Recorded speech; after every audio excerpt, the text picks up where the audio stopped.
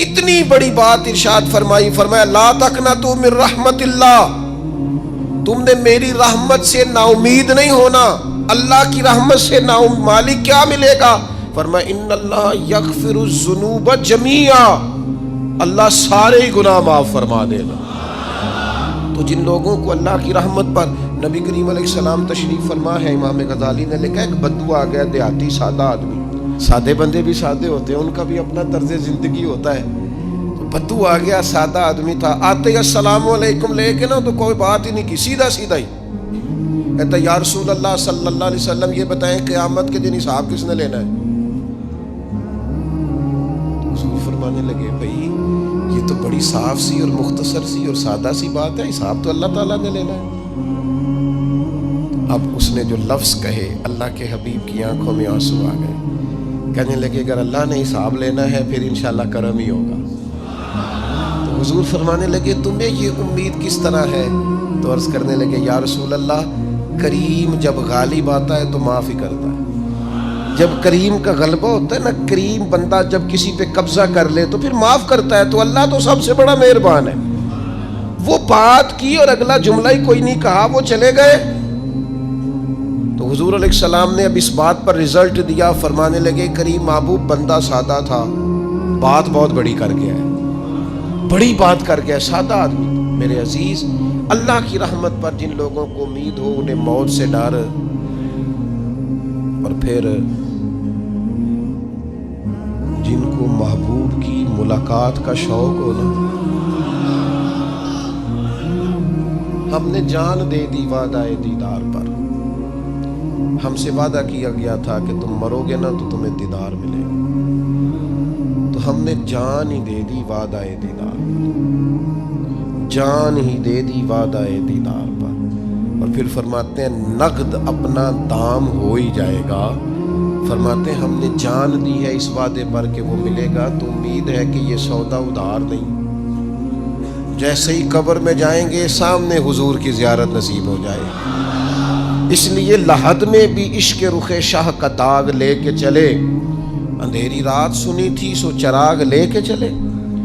یہ حدیث آپ نے بھولنی نہیں، یہ تنہائیوں میں یاد رکھنے کی روایت ہے، یہ تنہائیوں میں پڑھنے کی روایت ہے۔ یہ اپنے ذوق کو تازہ، جو لوگ کہتے ہیں نا وجد سرور کیف میں جانا چاہتا ہوں، وہ مشکات شریف کی اس حدیث کو دیکھے۔ اللہ کے حبیب علیہ السلام نے فرمایا لوگوں میں تمہیں بتاؤں قیامت کے دن اللہ تعالیٰ بندوں سے پہلا سوال کیا فرمائیں گے اور بندے اس کا جواب کیا دیں گے؟ یا رسول اللہ کرم فرمائیے بتائیے۔ تو کریم فرمانے لگے اللہ تعالیٰ قیامت کے دن بندوں سے سب سے پہلا سوال، اگرچہ بعض اور احادیث میں اور سوالات بھی آئے ہیں قیامت میں جو سب سے پہلے ہوں گے، لیکن اس حدیث میں یہ والا سوال حضور نے بیان فرمایا۔ حضور فرمانے لگے اللہ قیامت کے دن اپنے بندوں سے سب سے پہلا سوال یہ فرمائے گا کیا تم میری ملاقات کو پسند کرتے تھے؟ اوئے ہوئے ہوئے، کیا تمہارا ملنے کو جی چاہتا تھا؟ کبھی اے حقیقت منتظر نظر آ نہ لباس مجاز۔ اقبال کہتے ہیں تیرے کرم اتنے ہیں دل کرتا ہے تجھے دیکھیں، کبھی کبھی اے حقیقت منتظر نظر آ نہ لباس مجاز میں، لاکھوں سجدے تڑپ رہے ہیں میری جبین نیاز میں، تمہارا دل کرتا تھا مجھ سے ملنے کو؟ حضور فرماتے بندے عرض کریں گے مالک بڑا دل کرتا تھا۔ تو پھر اللہ فرمائیں گے یہ گفتگو کی معنویت تو دیکھو یار، اس کا حسن تو دیکھو۔ اللہ پھر پوچھیں گے کیوں دل کرتا تھا تمہارا؟ دل کرتا تھا تو کیوں کرتا تھا؟ عرض کریں گے مالک اس لیے کہ ہمیں امید تھی کہ تو معاف بھی کر دے گا، رحمت بھی فرمائے گا، اس معافی کی امید پر دل کرتا تھا تو ملے۔ حضور فرماتے ہیں پھر رب فرمائے گا مجھ پر واجب ہے، میں نے اپنے کرم سے واجب کر لیا ہے کہ آج تمہیں جنت عطا کروں گا۔ یہ جو ملاقات ہے نا، ملاقات کہ وہ ملیں گے، ان سے ملاقات ہو۔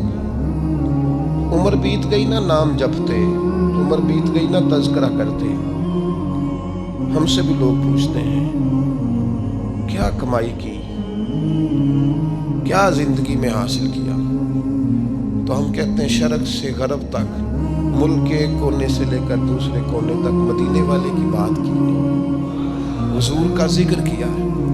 نبی پاک کے میں اپنی حیاتی تو قربان تھی، وہاں ساری محمد محمد پکیندے گزر گئی ساری۔ یہ اعزاز ہے، یہ کرم ہے۔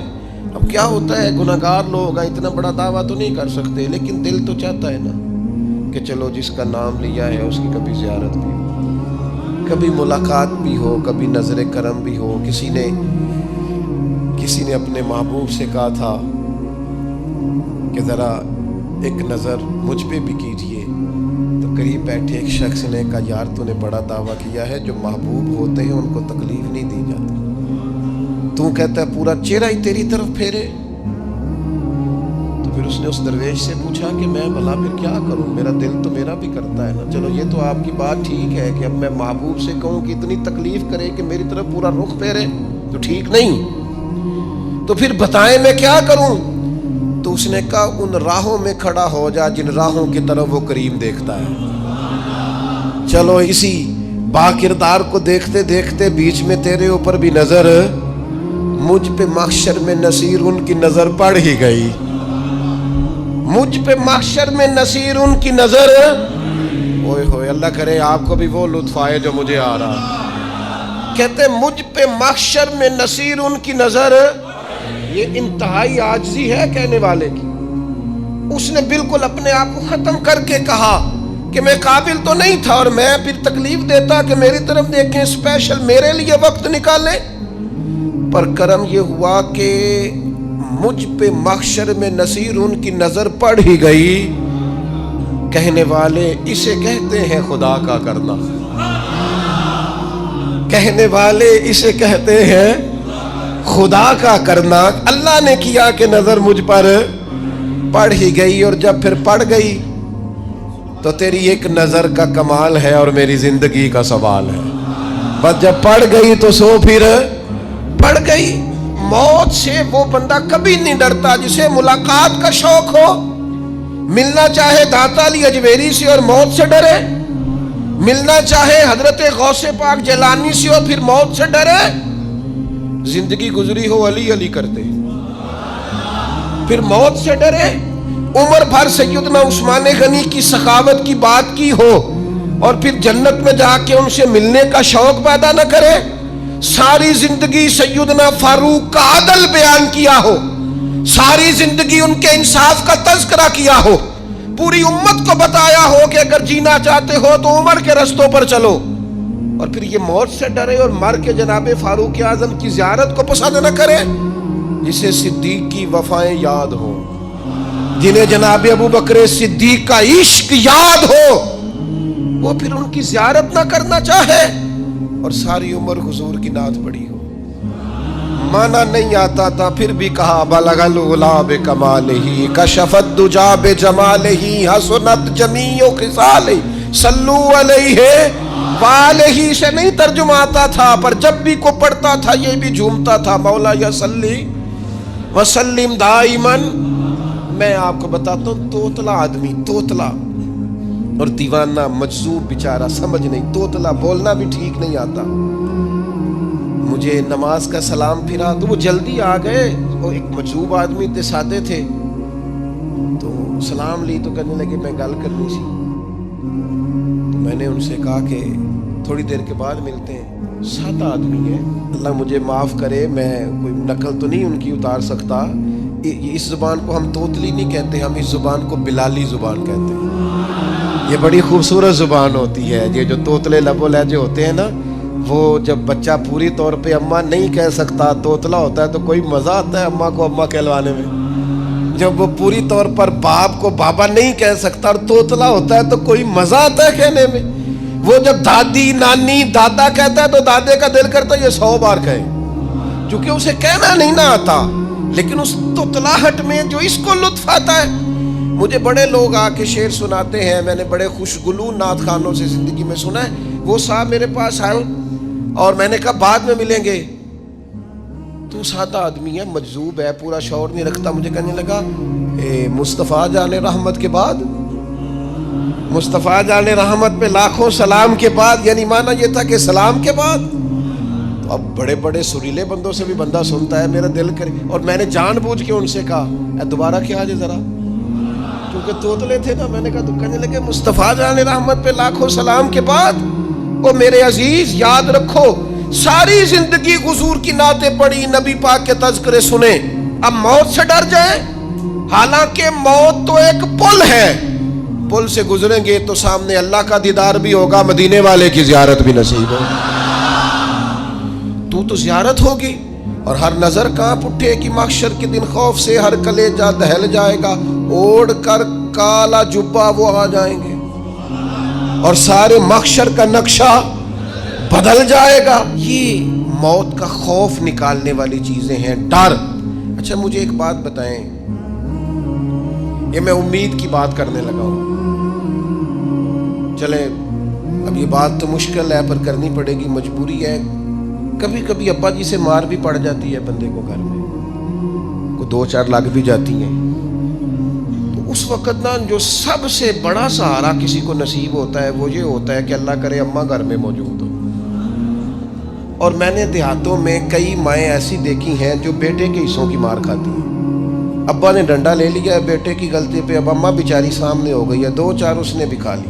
یہ بات آپ سمجھیں، موت کا خوف نکالنے کے مفہوم میں بات عرض کر رہا ہوں. اماں موجود ہونا گھر میں تو ابا سختی بھی کرنے لگے تو کسی وقت احساس ہوتا ہے کہ جناب یہ سختی نہیں ہوگی کیونکہ میری اماں، اور اماں پوری وکیل بن جاتی ہے کہ نہیں تو نہیں پتا وہ ہو گئی غلطی، وہ فلانے دے منڈے نے خراب کیتا ہے، حالانکہ ہو سکتا ہے اس نے اس کو بھی خراب کیا ہو، لیکن وہ اماں وکیل ہے، وہ وکالت کر رہی ہے اور وہ بے لوث کر رہی ہے. ہوتا ہے ایسے، اس بات کو سمجھ لے اچھے طور پر. موت کا خوف نہیں، ڈر نہیں، اس لیے کہ گھر میں ماں موجود ہو تو باپ کا ڈر نہیں ہوتا. تو قبر حشر میں تو رسول کریم موجود ہے، وہاں تو نبی کریم موجود ہے، وہاں تو اللہ کریم اپنی رحمت فرمائے گا بندوں پر. اس لیے خوف نہیں، پینک نہیں، اپنی غلطیوں کا احساس ضرور کریں، اپنے اعمال پر توجہ ضرور دیں، لیکن موت کے خوف تلے دبتے نہ جائیں. انشاءاللہ صبح قیامت کرم ہوگا. میرے نبی پاک علیہ الصلوۃ والسلام نے تو فرمایا ہے بس ہم نے ایمان کامل لے کے جانا ہے دنیا میں. حضور نے فرمایا ہے جس طرح 14ویں رات کا چاند چمکتا ہے اس طرح میرے غلاموں کے چہرے چمکیں گے قیامت کے. اللہ کے رسول صلی اللہ علیہ وسلم فرماتے ہیں جسم کے جن جن حصوں پر وضو کا پانی لگتا رہا وہ قیامت میں چمکیں گے. دور سے لوگ ان کا نور دیکھیں گے، پتہ چلے گا وہ محمد عربی کے غلام آ رہے ہیں. یہ کرم ہوگا صبح قیامت، یہ عطائیں ہوں گی. اس لیے مومن موت سے ڈرتا. سیدنا بلال حبشی رضی اللہ تعالیٰ عنہ، آخری وقت ہے، نزع کا عالم طاری ہے، اور یہ گفتگو دیکھیں غلاموں کی. آپ کی اہلیہ رو پڑی، کہنے لگی ہائے ہائے افسوس. حضرت بلال فرمانے لگے کیا ہوا؟ کہنے لگی افسوس ہے کہ آپ دنیا سے جا رہے ہیں. تو حضرت بلال نے مضمون ہی بدل دیا، سوچ کا زاویہ ہی بدل دیا. فرمانے لگے یہ افسوس کا مقام نہیں، یہ تو خوشی کا مقام ہے. اس لیے کہ میری آج آنکھیں بند ہوں گی، قبر میں کھلیں گی، مدینے والے محبوب سے بھی ملوں گا، حضور کے غلاموں سے بھی ملوں گا صلی اللہ تعالی علیہ وسلم. تو موت تو مقام مسرت ہے، اور اگر یہ مل جائے زندگی میں. ایک بدو ایمان لے آئے، ابن ماجہ میں موجود ہے. حضرت ابو ہریرہ رضی اللہ تعالیٰ عنہ حدیث کے راوی ہیں، فرماتے ہیں ایک بدو ایمان لائے اور انہوں نے حضور علیہ السلام کے ساتھ ہجرت بھی کی. ابن ماجہ میں موجود ہے. تو نبی پاک علیہ السلام نے نا انہیں ایک صحابی کے ساتھ کر دیا، وہ ان کے کام کاج میں مصروف ہو گئے ان کے ساتھ. تو حضور علیہ السلام نے نا ایک جگہ سے مال غنیمت آیا، تو طریقہ مبارکہ یہ تھا کہ مال غنیمت میں سب کو حصہ دیا جاتا تھا. اگرچہ وہ جہاد پہ نہیں گئے لیکن حضور نے انہیں بھی حصہ دیا. تو وہ صحابی تو رو پڑے، عرض کرنے لگے حضور میں اس کے لیے تو ایمان نہیں لایا تھا. حضور نے فرمایا پھر بتائیے، گرچہ حضور جانتے ہیں کس لیے لائے تھے. عرض کی حضور میں تو اس لیے ایمان لایا تھا کہ میں رب کی راہ میں لڑوں گا اور میں اپنی جان پیش کروں گا. میں شہادت کے لیے ایمان لایا تھا، مجھے یہ مال دولت نہیں چاہیے. تھوڑی ہی دیر گزری کہ ایک اور مارکے کا اعلان ہو گیا، جنگ کا اعلان ہو گیا. حضور نے فرمایا چلو. وہ گئے اور چند ہی لمحے گزرے کہ وہ میدان میں اترے اور پھر شہید ہو گئے. صحابہ کرام ان کی مقدس لاش مبارک کو اٹھا کے محبوب کے قدموں میں لائے تو نبی کریم نے کیا خوبصورت بات ارشاد فرمائی. حضور فرمانے لگے دیکھو اس نے اللہ کی تصدیق کی ہے تو رب نے بھی اس کی تصدیق فرما دی. اور پھر یہ دو جملے محبوب کہتے کہتے اٹھے اور پھر حضور نے اپنا جبہ مبارک اتارا اور اتار کے فرمایا اس بندے کو نہ اس جبے میں کفن دے دو, اس میں اسے کفن دو, اس لیے کہ تو شہادت کے لیے ایمان لایا, موت کی آنکھوں میں آنکھیں ڈال کے جیا, اپنی زندگی کمزور نہ گزاری. مسلمانوں پہ کافر کا رعب طاری ہو گیا ہے. ایک تو ہوتا ہے نا کہ کوئی مدد کرنا, کوئی آگے بڑھنا, فلسطین کا نام تک نہیں لے رہے حکمران زبان سے, ذکر تک نہیں کر رہے, چینل ذکر نہیں کر رہے. اتنا رعب, اتنا کفر کا خوف, صرف اس لیے کہ ہمیں موت کا ڈر ہے. مر جائیں گے تو بستر پہ نہیں مریں گے, بیماریوں سے نہیں مر جاتے لوگ. خدا کے بندو اپنی زندگی میں اتنا خوف اگر موت کا پیدا کر لو گے. حضرت سعید ابن جبیر رضی اللہ تعالیٰ عنہ بہت بڑے فقیہ تھے. حجاج بن یوسف نے بلایا اور کہنے لگا میں تمہیں موت دینے لگا ہوں, مار دوں گا تمہیں. بڑا ظالم آدمی تھا, بڑے لوگ اس نے قتل کیے تھے. حضرت سعید رضی اللہ تعالیٰ عنہ مسکرا پڑے اور غصے میں آیا, کہنے لگا کیوں ہنستے ہو؟ فرمانے لگے تو بڑا بیوقوف ہے, تجھے کس نے کہا زندگی اور موت تیرے ہاتھ میں, یہ تو تب آئے گی جب میرا رب چاہے. کہنے لگا لے جاؤ ان کو اور جا کے قتل کر دو. تو وہ جب جلاد لے جا رہے تھے تو آپ اور کھل کے مسکرائے, ہنسے. یہ آپ کی طاقت ہے کہ موت کو دیکھ کے مسکراہٹ ہو, لبوں پہ تبسم رقصہ ہو, مسکرائے. جب آپ مسکرا رہے تھے تو اس کو اور غصہ آیا, واپس بلایا. کہنے لگا مسکراتے کیوں ہو؟ فرمانے لگے تیری جرت پہ مسکرا رہا ہوں اور اس بات پہ مسکرا رہا ہوں کہ رب کتنا بے نیاز ہے, تیرے جیسے لوگوں کو بھی مہلت دے رکھی ہے. کتنا بے نیاز ہے, تیرے جیسے لوگوں کو مہلت دے. اور غصے, کہنے لگا میرے سامنے قتل کرو. حضرت سعید ابن جبیر رضی اللہ تعالیٰ عنہ نے منہ کعبے کی طرف کر کے پڑھنا شروع کیا, انی وجہت وجہی للذی فطر السماوات والارض حنیفا وما انا من المشرکین. آپ یہ پڑھ رہے تھے تو کہنے لگا اس کا منہ کعبے سے پھیر دو. کعبے سے منہ پھیرا تو آپ فرمانے لگے تو بڑا ہی بیوقوف ہے, میرا رب کو صرف کعبے کی طرف مقید ہے. وَلِلَّهِ الْمَشْرِقُ وَالْمَغْرِبُ فَأَيْنَمَا تُوَلُّوا فَثَمَّ وَجْهُ اللَّهِ. چہرہ پھیر دیا جب اس نے تو آپ فرمانے لگے مشرق بھی اللہ کا, مغرب بھی اللہ کا. اور اللہ فرماتا ہے تم جدھر بھی منہ کرو ادھر ہی اللہ کی رحمت ہے. یہ پڑھا تو اب اس نے لٹایا, اور جب وہ آپ کو قتل کر رہا تھا تو حضرت سعید ابن جبیر کی ایک زوردار آواز گونجی. فرمایا یاد رکھنا مجھے اسی طرح قتل کرنا جس طرح تم خود قیامت میں قتل ہونا پسند کرتے ہو. میرا آخرت پر یقین کامل ہے, محشر میں عدالت لگے گی, میں تمہیں قتل کروں گا. میں حضرت سعید ابن جبیر کی وہ جرت تھی کہ دربار سارا لرز گیا حجاج کا. حضرت سعید ابن جبیر رضی اللہ تعالیٰ عنہ کہنے لگے اللہ اسے میرے بعد کسی پر مسلط نہ کرنا, میرا قتل آخری ہو, میرے بعد نہ ہو. ڈر گئے لوگ, سہم گئے. اور وہ جو جلاد آپ کو قتل کر رہا تھا اس کے بھی ہاتھ کانپ رہے تھے. اتنی جرت, موت کا ایک منٹ کے لیے خوف نہیں. حضرت سعید ابن جبیر رضی اللہ تعالیٰ عنہ شہید ہو گئے تو اتنا خون نکلا, اتنا خون نکلا, اتنا خون نکلا, خون بند ہی نہیں ہو رہا. ایک طبیب بیٹھا تھا, ہانپتے کانپتے ڈرے ہوئے سہمے ہوئے. حجاج کہنے لگا اسے اتنا خون؟ تو کہنے لگا بادشاہ میں نے سالوں مریض دیکھے ہیں, اس کو پتہ چل جائے نا مرنے والا ہوں وہ تو اتنا خوف میں آتا ہے, پہلے ہی اس کا سارا خون جم جاتا ہے اور سکڑ جاتا ہے اور اس کا خون جل جاتا ہے. یہ جو بندہ تم نے شہید کیا ہے نا اس میں ایک رتی برابر بھی موت کا خوف نہیں. موت کے خوف سے بے نیاز تھا, اتنا خون نکلا. حضرت سعید ابن جبیر شہید ہوئے اسی دن حجاج کے پیٹ میں درد شروع ہوا. صرف 15 دن حجاج بعد میں زندہ رہا ہے, 15 دن. اور ساری رات تڑپتا تھا, کہتا تھا مجھے خواب میں آ کے پیروں سے گھسیٹتے. حضرت سعید ابن جبیر چلاتا تڑپتا. 15 دنوں کے اندر طبیبوں نے کہا تیرا جو مرض ہے یہ کوئی آسمانی عذاب ہے. میرے عزیز موت سے ڈرے نہیں بلکہ جو ظالم ہو ان کو ڈرا دیں, یہ مومن کی شان ہے. اپنی زندگی کے اندر سے موت کا خوف نکال دیں، تاکہ زندگی کے جو دن ہیں وہ جیے تو جا سکیں، وہ انسان مضبوطی سے وقت سے گزار سکے۔ حضرت علی شیر خدا رضی اللہ تعالیٰ عنہ نا وہ جیکٹ نہیں پہنتے تھے جنگی، جو کمر پہ پیچھے لوگ پہنتے تھے نا، تلوار کوئی مارے تو زخم نہ ہو۔ تو کسی نے مولا علی شیر خدا رضی اللہ تعالیٰ عنہ سے فرمایا پشت پر آپ وہ جیکٹ نہیں پہنتے لوہے کی؟ آپ فرمانے لگے پشت تو دکھانی نہیں